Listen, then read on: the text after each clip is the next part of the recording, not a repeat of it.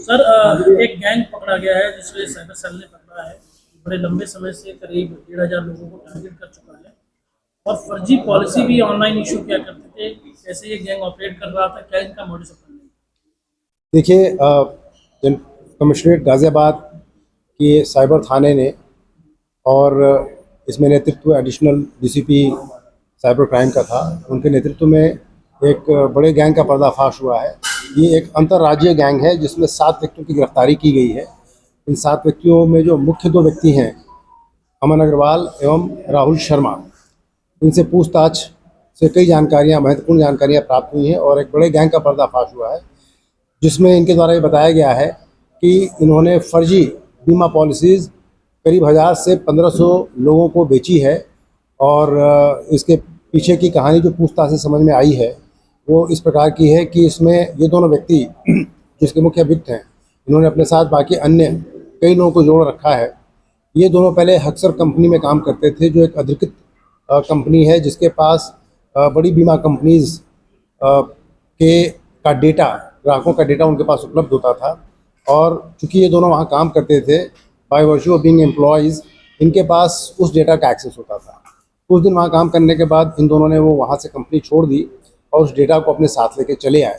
और उसके बाद इनके दिमाग में ये योजना बनी और उन्होंने कई जगह से प्री एक्टिवेटेड सिम कार्ड फर्जी आईडीज़ पे लिए, कुछ पुराने मोबाइल फ़ोन्स इधर उधर से ख़रीदे और उसके बाद इन लोगों ने पुराने ग्राहकों को फ़ोन करके उनकी पॉलिसी को रिन्यू करने के बहाने या उनकी पॉलिसीज़ में एक्स्ट्रा बेनिफिट्स देने के बहाने उनको फ़ोन करके उनको बरगलाया और उनसे कुछ म्यूल अकाउंट्स में पैसे जमा कराने शुरू किए।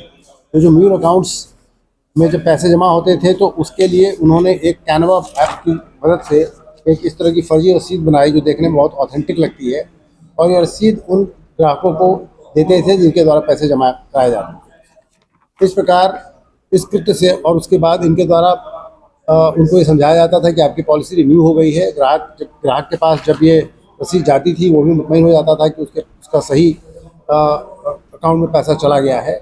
और इस तरीके से इन्होंने इस धोखाधड़ी के मार्फत तकरीबन 4.5 करोड़ रुपए की धोखाधड़ी विभिन्न लोगों से की है। अभी तक जो जानकारी प्राप्त हुई है एनसीआरपी पोर्टल पे, इनमें से 9 केसेस ऑलरेडी रजिस्टर्ड हैं, 3 केसेस में मुकदमा पंजीकृत है और बाकी 56 लोगों की इस तरह की रसीद हमारे पास ये है जो अभी तक सर्टिफाइड विक्टिम हैं इन लोगों के। इसके अलावा इनसे पूछताछ में भी समझ में आया कि करीब 1000 से 1500 लोग जो लगभग 10 राज्यों के निवासी हैं, उनसे भी ये धोखाधड़ी की गई, जिनके बारे में भी पता लगाया जा रहा है। जो अभियुक्त पकड़े गए हैं उनके कब्जे से ये जो धोखाधड़ी करके जो राशि उनके द्वारा कमाई गई थी, उस राशि से खरीदी गई एक थार गाड़ी, एक महिंद्रा एक्सयूवी 300 गाड़ी, इसके अलावा 26 mobile phone, 4 pre activated SIM, कई तरह की फर्जी आईडीज़, 1,98,000 रुपये कैश, इस तरह की कुछ चीज़ें बरामद हुई हैं और ये 56 रसीदें बरामद हुई हैं। पकड़े गए अभियुक्तों से पूछताछ की जा रही है। पूछताछ से अन्य जो तथ्य प्रकाश में आएंगे उस पर अग्रिम कार्रवाई की जाएगी।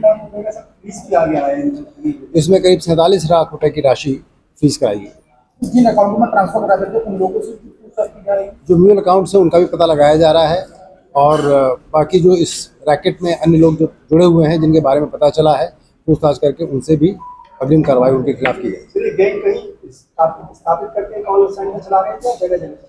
इन लोगों ने 2 फ्लैट्स रेंट कर रखे थे। कुछ कार्रवाई इनके द्वारा वहाँ से की जाती थी, बाकी अपनी गाड़ियों में भी बैठ करके ये कॉल करते थे। ऐसा अभियुक्तों